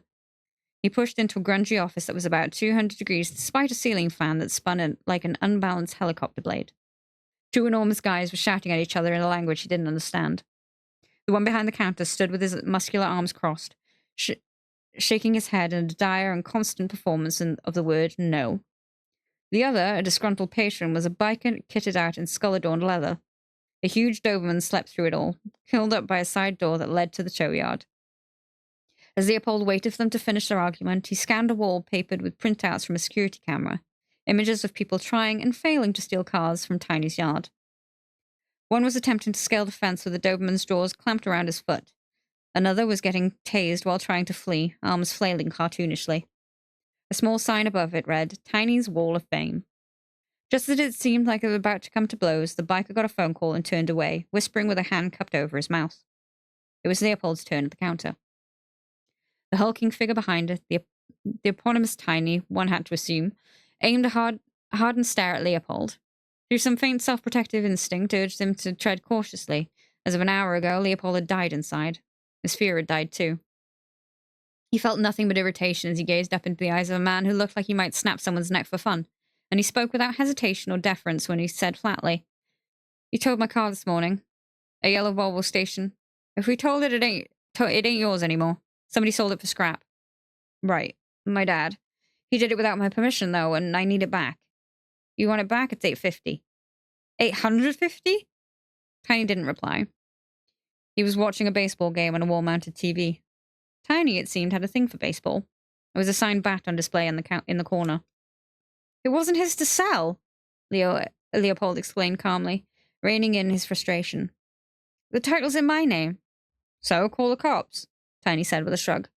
The biker shouted, "Not until the arraignment, Ma!" into his phone, and Leopold leaned in, flapping his palms on the counter as he lowered his voice. "Look, the car might not seem like much, but it's special to me. I need it." "Oh, it's special. In that case, I'll cut you a deal. I'm only going to charge you $850, like every other degenerate who walks through my door." Tiny had produced a toothpick and was dislodging something green from between his molars. His eyes hadn't moved from the screen. Leopold's jaw tightened. He resisted the urge to grab the decorative bat and smash the television. Instead, he turned away to count his money, hoping it had magically multiplied in the duffel bag while he wasn't looking. It hadn't. His life savings totaled $146 in assorted small bills. He turned back to face Tiny with the money in his hands. I can give you this much right now. I'll find a way to get you the rest tomorrow, but I really need my car. Tiny finally tore his eyes from the TV, a nasty gleam animating them as they settled back on Leopold. Yeah, no, we don't offer credit. Your car is a meeting with Matilda at... He glanced at the 1,000-year-old computer on the counter. 2:00. Who's Matilda? The Crusher. Tiny pushed up his sleeve. The name Matilda was tattooed on his right bicep inside a bleeding heart. Baby's gotta eat. Leopold imagined punching Tiny in the face, then figured it would break not only his hand, but his entire arm. Resigned, he said, Fine, I'll be back before 2. If you wait till then, it's gonna cost 1,000. What? Why? Tiny shrugged. Storage fee. You just made that up. Maybe I did, and maybe I'm starting to look forward to watching your special car get crushed into an oily pancake. What can I say? I love my job. It sparks joy. Love what you do and you'll never work a day in your life, the biker remarked over his shoulder. Wisdom, Tiny nodded sagely. Now get the fuck off my premises. Chapter 40. Leopold paced outside the tow yard. He spotted Bessie on the other side of the fence, her yellow nose poking out from a row of beat-to-hell jalopies. A helicopter buzzed over the low hills. How simple all this would have been if it were true Spark. Melt the fence with a practiced wave of his focuser. Sleep charms for Tiny and the biker. Cast himself invisible just for fun. The magically adept bestrode the world wielding real power. But Leopold was just a mediocre nothing whose most notable skills seemed to be ruining upholstery with ill-timed rain showers. His encounter with Richter, of course, had been both alarming and unique. He couldn't explain why it had happened. His best guess was that a lifetime of repressed anger had manifested in a few acts of unintentional magic, but he felt certain it couldn't be replicated. All he knew for sure was that he felt emptied out, his tank so dry he wouldn't have been able to activate even a basic precast. Still, he was desperate to save Bessie, and in the moment of weakness, he tried to think of where he might get his hands on a cheap focuser. He knew there were sundered neighborhoods all over LA. The brochures from Art's booth had promised as much. Leopold had no clue where their entrances were or how he'd get inside if he found one.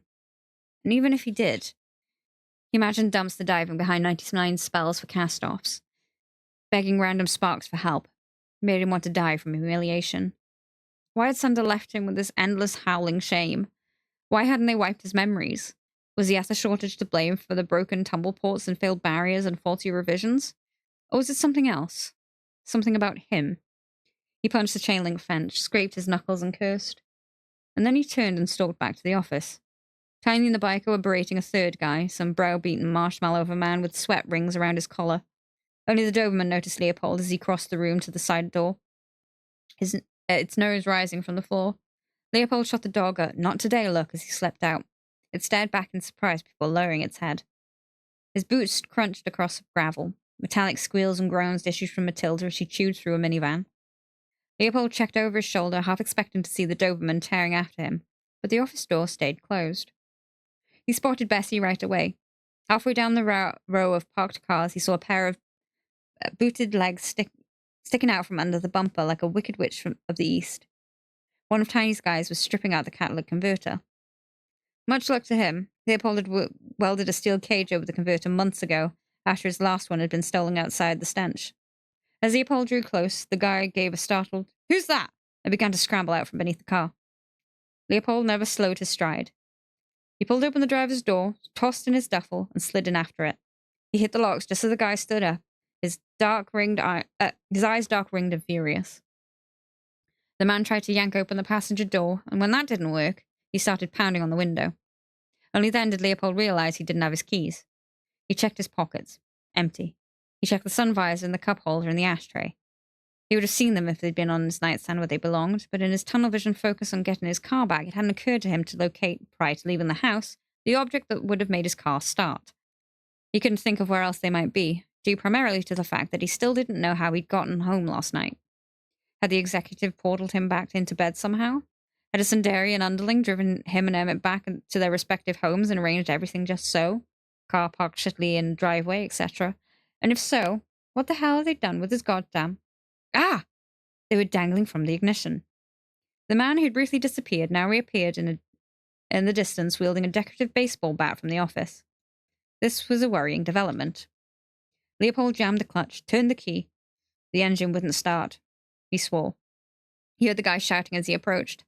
Leopold turned the key again and again, looking up in time to see the baseball bat smash the passenger's side window. Safety glass exploded into the car just as the engine sputtered and came alive. Leopold released the clutch and hit the gas. The tires sprayed gravel. The car fishtailed and shot away, one of Bessie's hubcaps flying off as she took a corner. The exit soon came into view, a section of fence on rollers. Leopold hit the brakes and skidded to a stop in front of it, a plume of dust engulfing the car as the automatic gate began to trundle open. In the rearview mirror, he saw Tiny sprinting towards him. The Doberman and Batman weren't far behind. Leopold revved the engine. The gate's tortuous pace was killing him. Tiny waved a long-handled socket wrench. Another dog was outpacing the guys, barking like a rabid beast. Leopold pitched himself on Tiny's wall of fame, bloodied and bitten. The fence opened. The gap was just wide enough for the Volvo to lurch through, mirrors scraping as the wheels jutted over the roller track. Leopold shot off down the street, knuckles going white as he gripped the steering wheel. At the end of the desolate block, he turned into Jefferson Boulevard, which, despite its 6 wide lanes, was nearly as deserted. He kept checking the rear view, certain that one of Tiny's tow trucks was about to appear behind him, and to be safe, he veered onto a side street and then up into winding, treacherous hills. The scene changed around him, and before long he was in a landscape of unmarked streets, oil derricks, and dry scrub. He drove until the road turned to washboard dirt and ended at a stand of volunteer pepper trees. Only then did he hit the brakes, slamming the pedal down with all the finesse of a heart attack.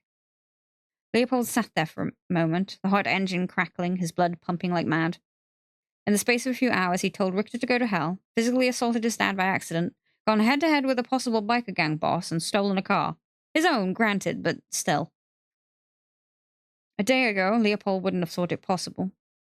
This alone was reason to feel victorious, except that he seemed incapable of emotion just then.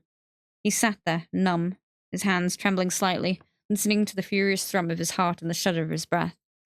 Victories like these, against his dad, against potential gang bosses, meant nothing if he couldn't pick up the phone and tell Emmett. He swallowed hard. What a waste of his life it had been, pining for magic. Sunder was supposed to save him. Instead, it had cost him everything that mattered. A sudden buzz cut the silence. Leopold pulled his phone from his pocket, scanning the first few words of Richter's text. "Get your ungrateful ass back here," before a swell of anger nearly prompted him to throw his phone out the window. Instead, he tore open his duffel bag and stuffed it deep inside. He let out a shaky sigh, then sat back in his seat. Out the window was a classic LA vista. Ugly oil derricks sat against the smoggy grid of grey streets. The chirp of cicadas rose from the grass, harsh and alien. This city didn't seem magical anymore, even if pockets of it actually were. A bone-deep exhaustion settled over him, and his eyes, casting downward, fell upon something in the footwell of the passenger seat. Amidst the tide of broken glass lay a rectangular, spiral-bound book. Thomas Brothers' Los Angeles Street Guide, new edition of 1987. It must have flown out from under the seat during his great escape. Something compelled him for the first time in years to do more than just jam it back into its hiding place.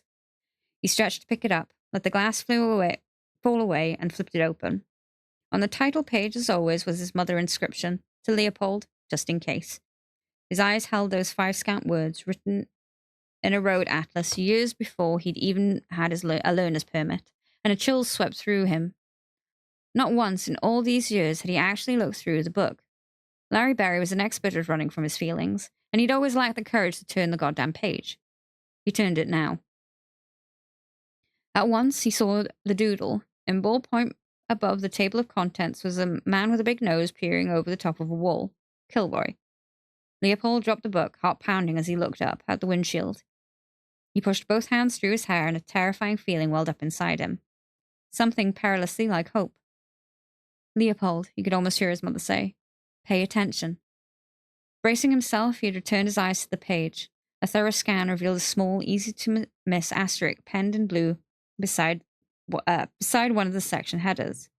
Hermosa Beach, 62. Highland Park, 36.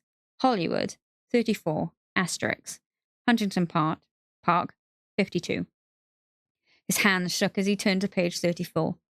It was a grid map of Hollywood, the score of its territory highlighted in pale pink and divided into squares of equal size. These were marked A to F from left to right, and 1 to 6 from top to bottom. In the upper margin, his mother had written, "Seats where we saw Frank." Leopold stared at her looped handwriting, his mind drawing a blank. Frank. Who the hell was Frank? And then he felt an odd, dusty memory resurfacing. A darkened room, a summer afternoon. He and his mother sitting together. Where? Suddenly he had it. Frankenstein. Bride of, to be exact. The first monster movie she'd ever taken him to see. The one that had started their weekly tradition. It was a clue only he could have understood. They'd seen Bride of Frankenstein at their favorite theater, the New Beverly. He looked down at the map still open in his lap. It was the intersection of Beverly and Formosa, grid D6.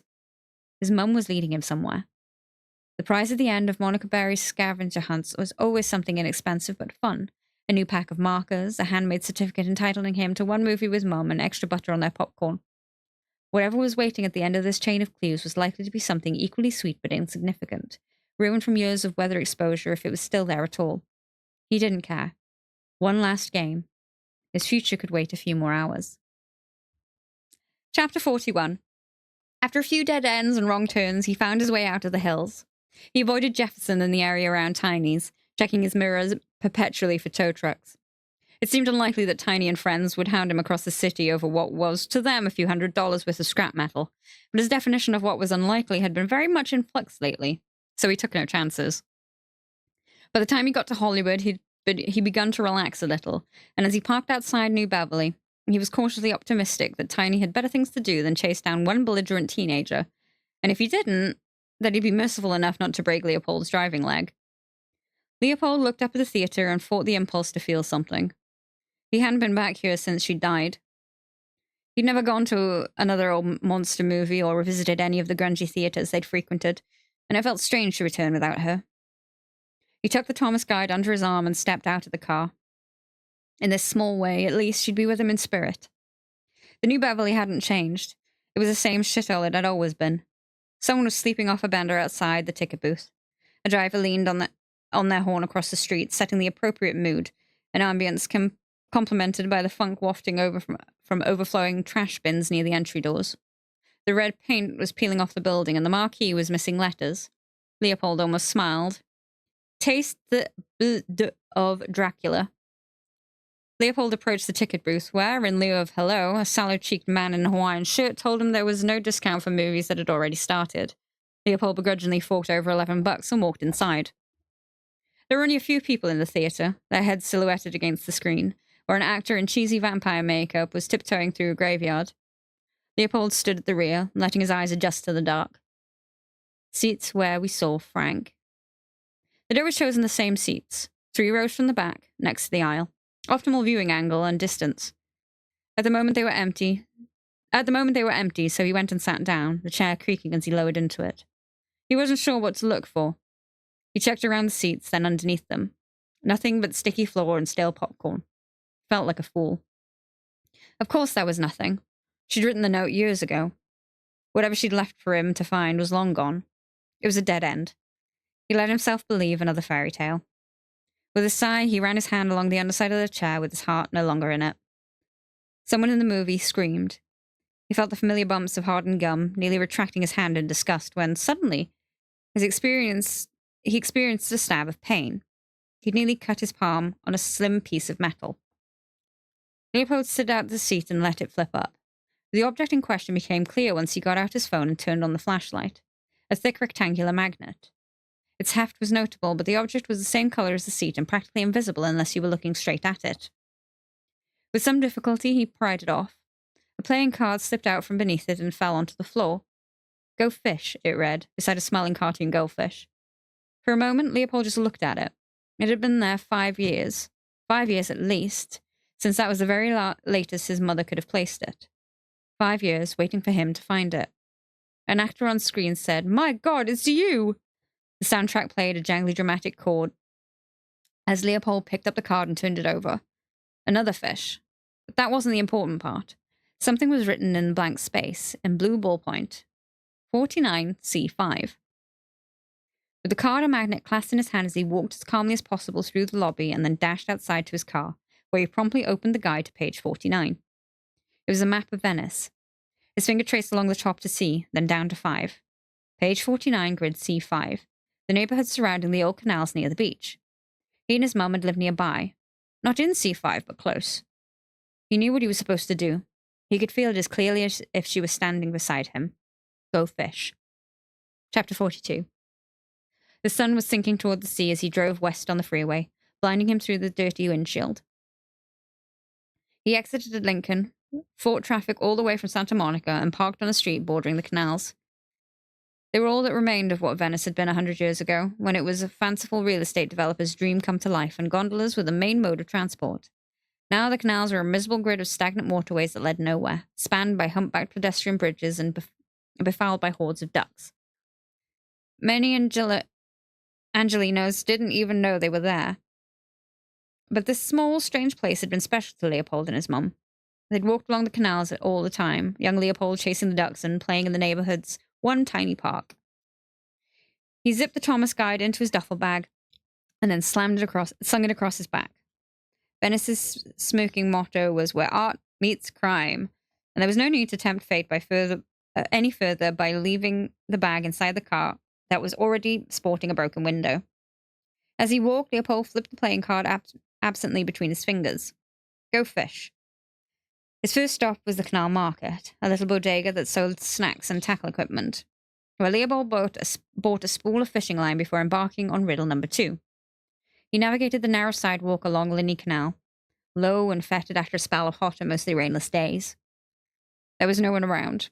He mounted a pedestrian bridge, their old favorite because it was the closest to the little park, and in the middle he stopped and looked down over the railing.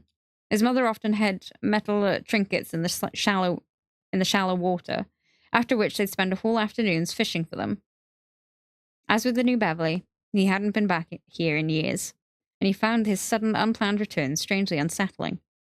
This time, though, he knew exactly what to do. Leopold uncoiled some fishing line, tied it around the heavy magnet he'd brought from the movie theater, and cast it into the canal. Through the brackish water, he could make out a shape, dark and square, and after a few attempts, he felt the magnet latch onto it. With some effort, he hauled up his treasure, twisting and dripping at the end of his line. He caught an old lunchbox, a vintage model, metal and dented. Leopold set it on the railing, wiped away some of the mud, and got another surprise. It wasn't just any old lunchbox. It was his, the one he thought he'd lost in 4th grade. The rusting face of a zombie from Dawn of the Dead had nearly flaked away, but it still made him smile. He wrenched the thing open.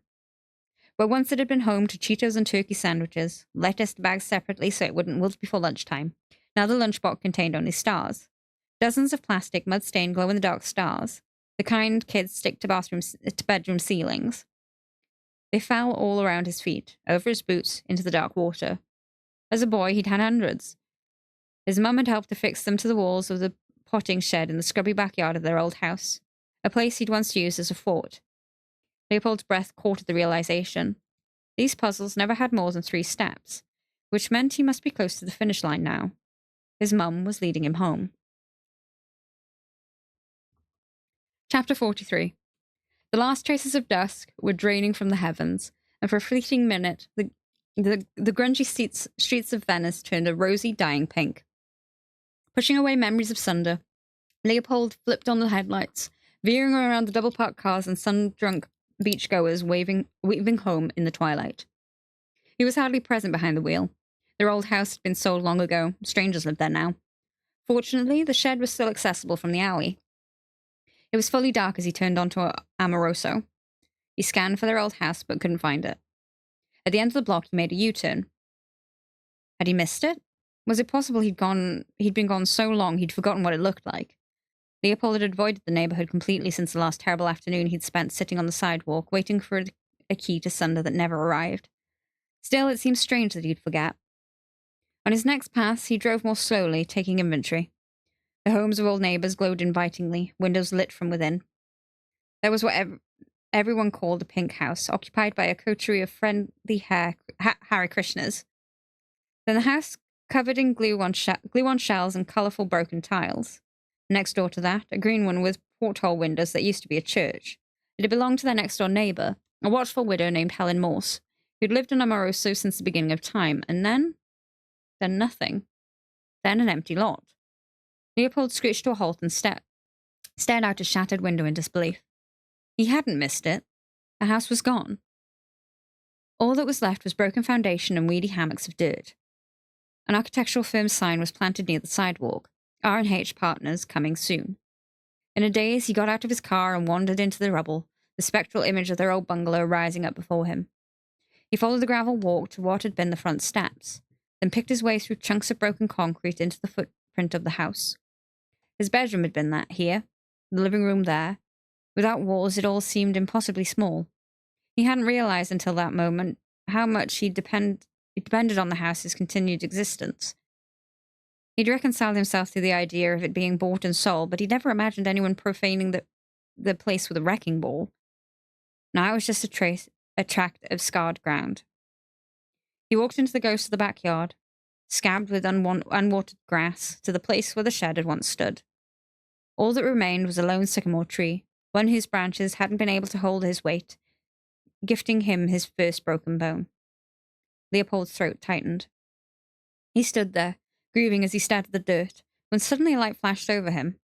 He turned sharply, raising his arm against the dazzling beam.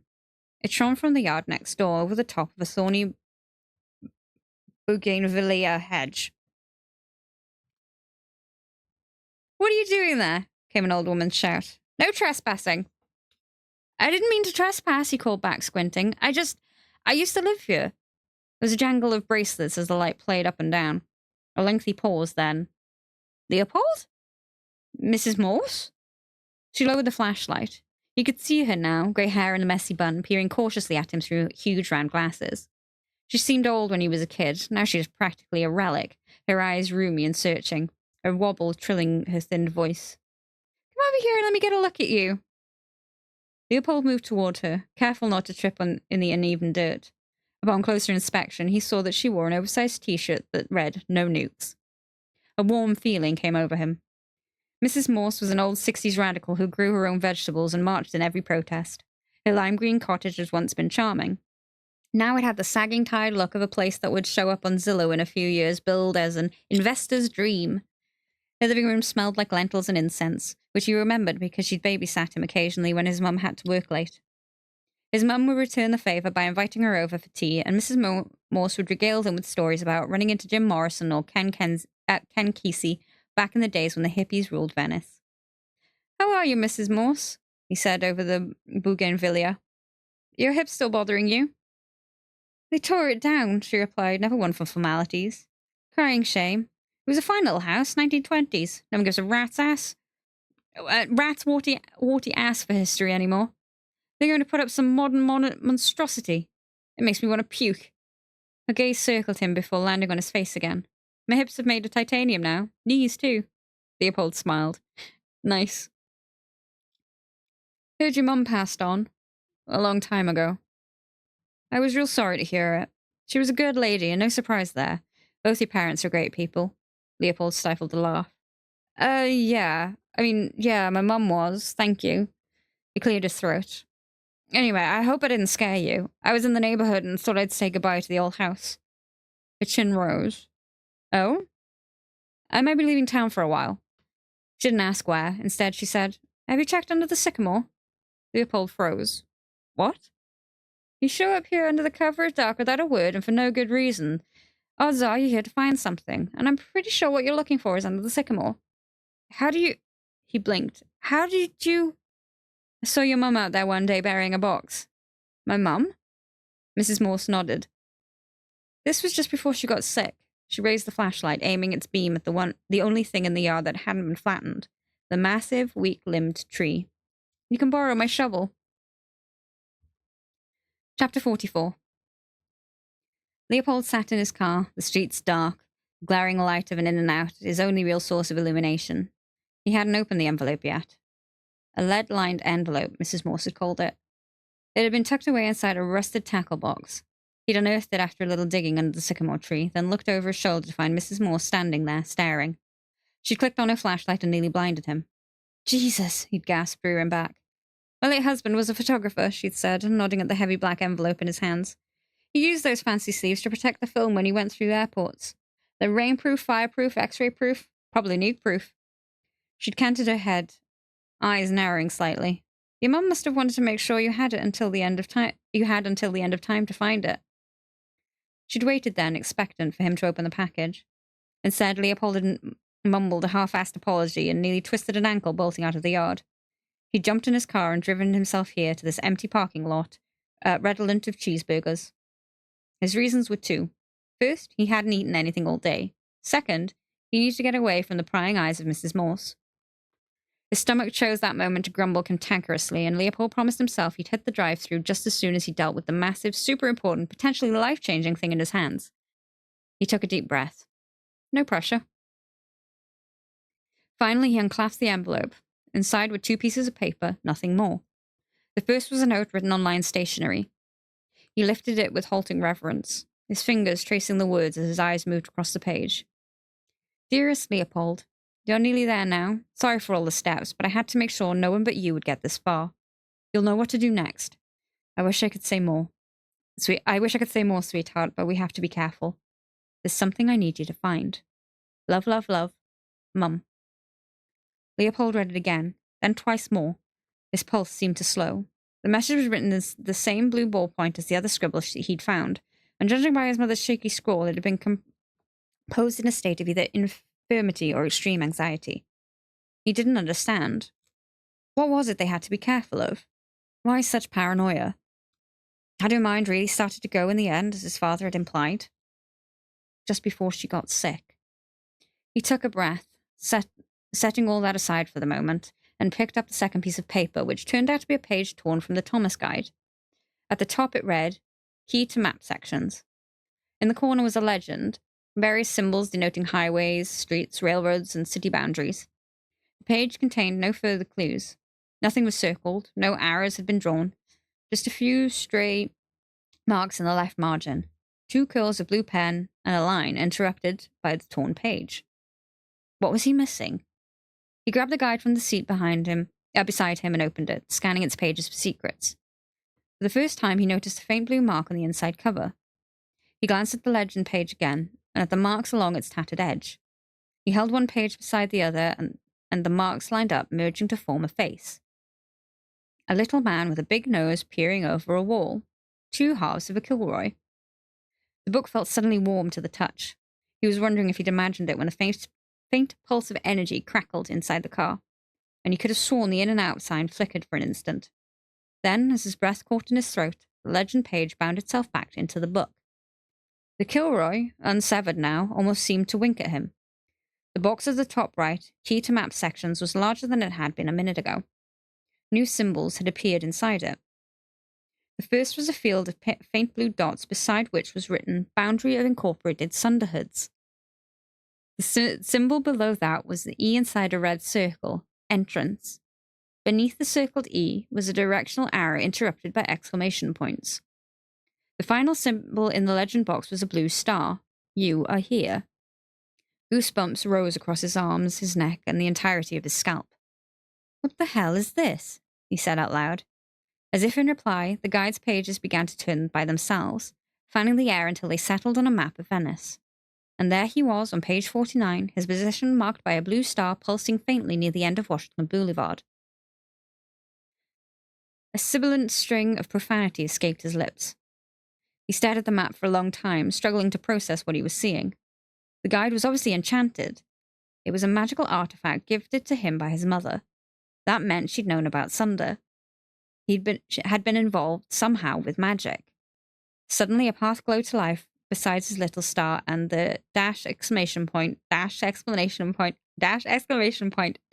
arrow extended across the map. The symbol pointed east on Washington, stretching from his current position all the way to the edge of the page. It shone and faded, insisting, guiding him. He turned the page. The glowing blue arrow tracked east until it reached the end of that map too, and the one after that. He followed the symbol, turning pages until the marked path came to an end downtown, terminating in a large field of pink dots with a red circled E at the edge of it. Entrance. An entrance to Sunder Hill. Leopold slumped in his seat, his eyes unfocusing as he gazed out the windshield. A streak of neon blazed in his peripheral vision, the glare of a motel sign in the distance. There was so much that he hadn't known about his mother, so much she hadn't told him. He felt strange, terrified but excited, betrayed but hopeful. He had 1,000 questions. His confidence was shattered. He felt infinitely alone. He didn't want to go back to Sunder. He wished Sunder had never existed. There's something I need you to find. Okay, Mum, he whispered.